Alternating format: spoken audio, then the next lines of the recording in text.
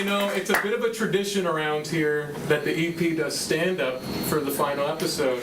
Now, I'm not much of a stand-up. I'm not much of an actor.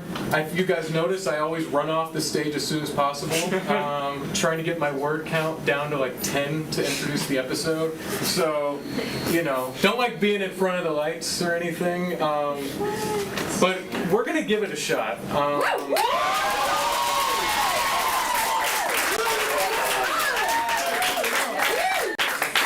Luckily I'm graduating, so if I do really bad, I will never hear of it. So, you know, a lot to be excited about. You know, I say a lot of jokes all the time. I have a lot of hop-ons, give a lot of suggestions. I think of myself as a funny person. I really do. I really, really do. You know, and I was running a lot of these jokes in the shower today, and you know, I was like, oh wow, I'm really gonna kill. Like, I'm really like this could be the next career for me. And then I called my mom, and I ran a couple by her, and she didn't laugh once. And she's a pretty easy laugh, so I'm a little, you know, I don't know. Like here's this one.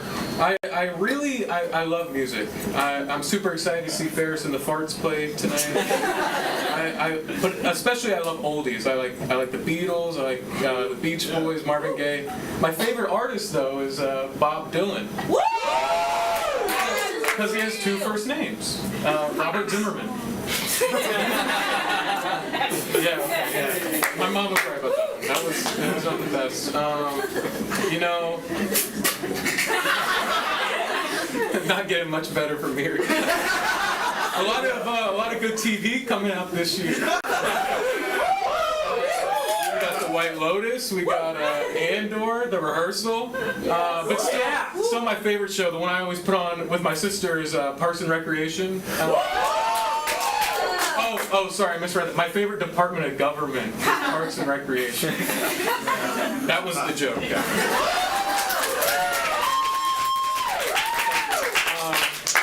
Okay, I'll do a classic stand-up story now.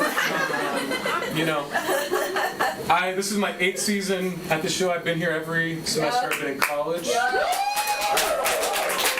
If you didn't know that, it's probably because I was very unrecognizable freshman year. I had a buzz cut. I was on a severe dosage of Accutane, so my nose was like constantly bleeding. So I was just running in and out of the war room all the time.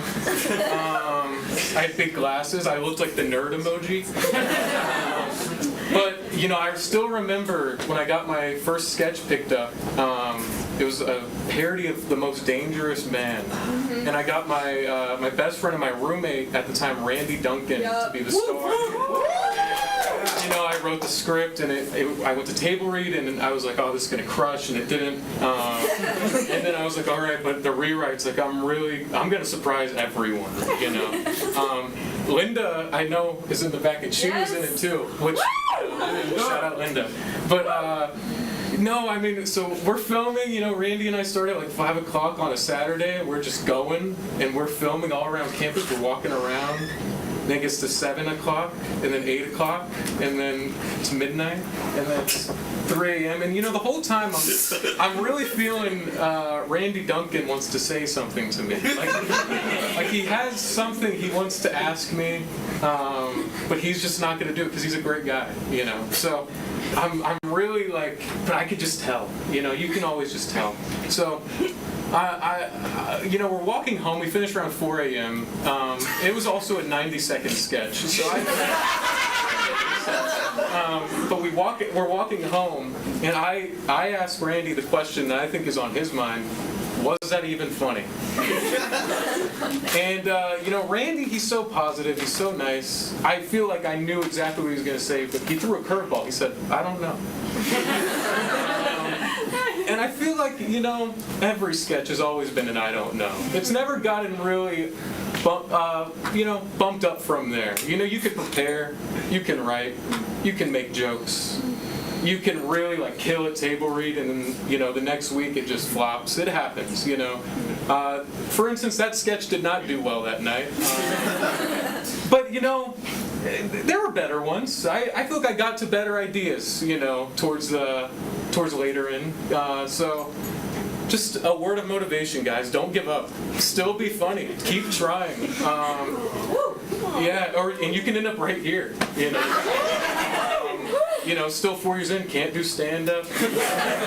Mom's not laughing at the jokes, but I'm really still giving it my all, and that's what counts. So, a little final thing I want to do.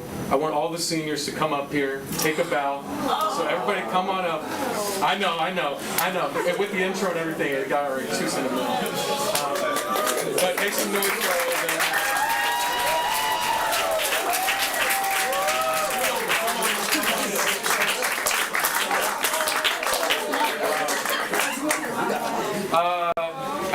Everybody here has been so phenomenal. We couldn't leave the show in better hands. Everybody's going to be in charge next semester, whatever that means, because we're all such a group. We all love each other. Yeah, I'm just very blessed to be a part of the show. Thank you for coming tonight. We have a great show ahead, so stick around. And yeah, so okay, thank you very much.